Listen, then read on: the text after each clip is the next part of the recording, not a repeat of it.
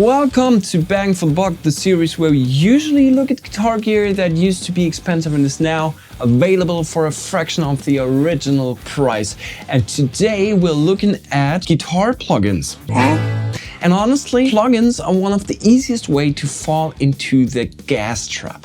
There are endless amp sims, endless sales, endless promises of the perfect tone, and don't get me started on IR. So today we're not just asking which plugin sounds good.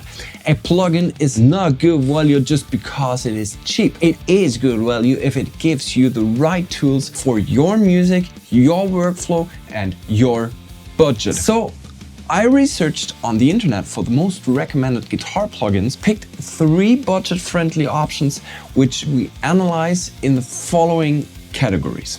The plugins I chose are Blue Cat's Free Amp, a completely free and very simple plugin, the Kuasa's Caliburn or Matchlock, and finally the Nembrini Faceman 2-channel head. 3 plugins with 3 different approaches, ups and deficits, and we're figuring out which is the one you need. So the first point we talk about is the technical requirements. And honestly, this is the least dramatic category. All 3 plugins run on normal Windows and Mac systems, and all 3 should work in the usual DAW environment. The difference is more about the convenience and the compatibility. I hope I said that right. Kuasa supports the common plugin formats and also comes as a standalone, which is useful if you just want to practice without opening a full recording session. Nembrini is also very easy to integrate into a normal plugin setup. And Blue Cat's Free Amp keeps the barrier even lower because it is free and therefore does not require a complicated authorization process, which can be annoying. Trust me. Next category is price, and this is where the whole bang for the buck angle starts to matter. Blue Cat's Free Amp is, well, free. That means it does not need to beat the other plugins in every category. It needs to be useful enough to make you question whether you need to spend money at all. And that is very different standard than the one we apply to paid plugins. Kuasa, Caliburn or Matchlock are usually around the same price. So I'm treating them as one buying option because you would buy either one or the other depending on which amp model you like. And you're also not choosing between them because none of them are cheaper or higher priced. You're choosing between them because one gives you the British style Marshall direction and the other gives you the American Fender direction. In other words, Kuasa is where your money buys focus. And Nembrini Faceman is a little different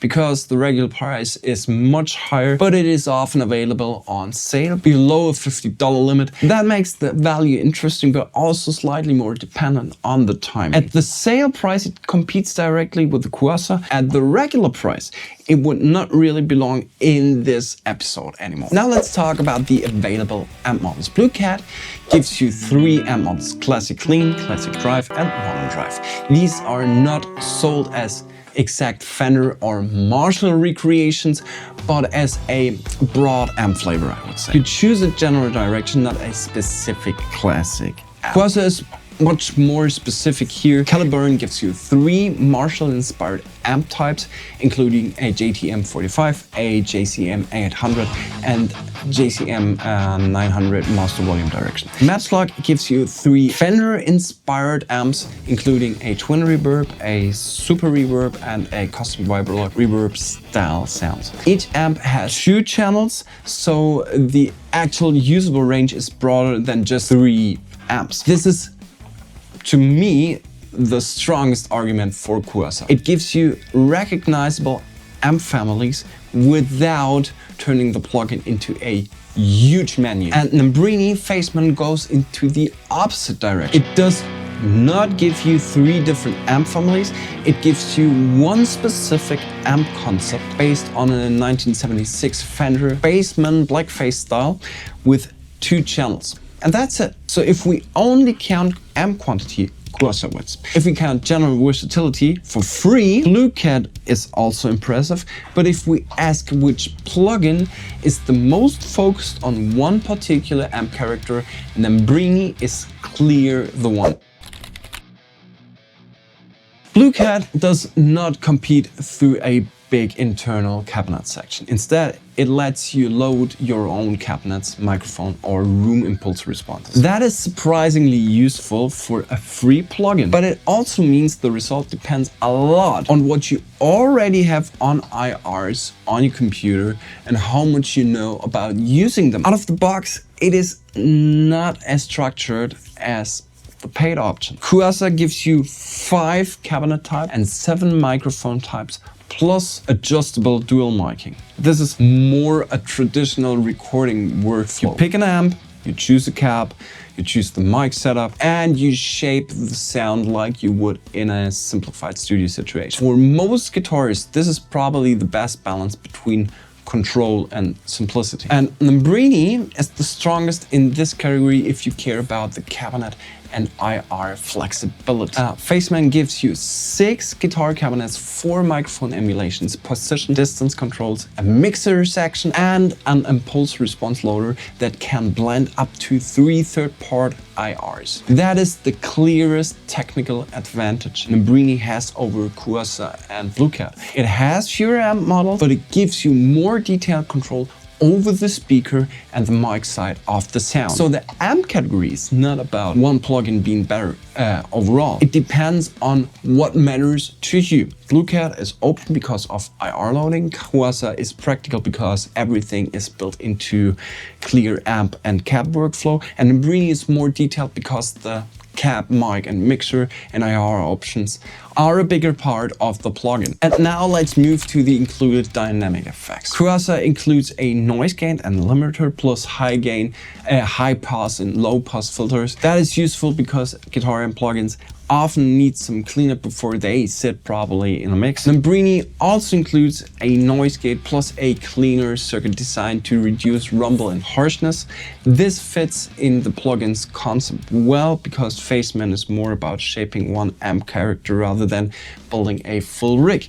You get enough cleanup tools to make the amp more usable, but not a full effects section. And Blue Cat does not really win in this category. It gives you amp models, drive, EQ, IR loader, MIDI control, and workflow features, but not the same kind of a dedicated gate or limiter section. But for a free plugin, that is completely understandable. But in a direct comparison, it means Cuasa and Nambrini are better prepared for controlled recording tones. Next category, modulation and time-based effects. This one's simple. None of these presets are a full guitar rig suit. Alright. Cuasa is amp and cab focused, Nambrini is amp, cab, mic and IR focused, and Blue Cat is also focused on amp simulations, although it can load reverb in pulse responses. And that means this category is almost irrelevant if you are comparing them as pure amp plugins. This also applies to the built-in tuners. Too bad, but on the other hand, most of the DAWs have built-in tuner, so it's not too bad. But Cuasa works as standalone as well, and therefore it would have been useful if there were a tuner included. Now let's look at additional options, because this is where each plugin shows a different priority. Blue Cat has some very practical workflow features. It supports MIDI control and automation. She had a stroke that killed the part of her brain. Has no latency, shuts down processing, receives silence, supports UI, zoom, undo, redo, and it can load your own cabinet or reverb impulse response. For a free plugin, that is a strong feature. It does not look as specialized as the paid plugins, but it is technically more useful than the price suggests. Cuasa adds power amp and sag bias controls, oversampling, dual miking, filters, gate, limiter, a standalone operation, and that tells you what this plugin is trying to be: a focused amp recording tool. It does not try to give you every effect under the sun. It gives you the controls that matter around the amp and cab sound. And Nambrini's extra strength is the IR and mixer side.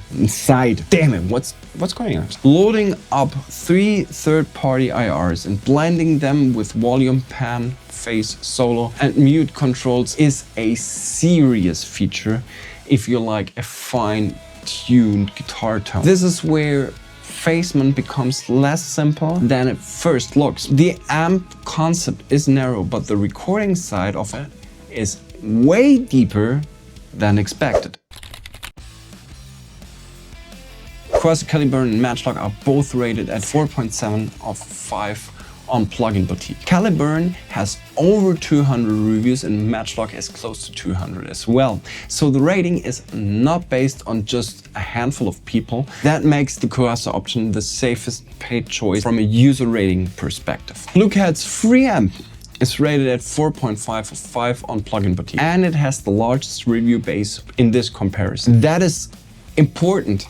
A free plugin with hundreds of positive ratings is not just free, so whatever. Users clearly find it useful. Nambrini Phasement shows a 5 of 5 rating on the manufacturer page, but the review base is much smaller and it comes from the manufacturer's own site, so I would treat that number with more caution.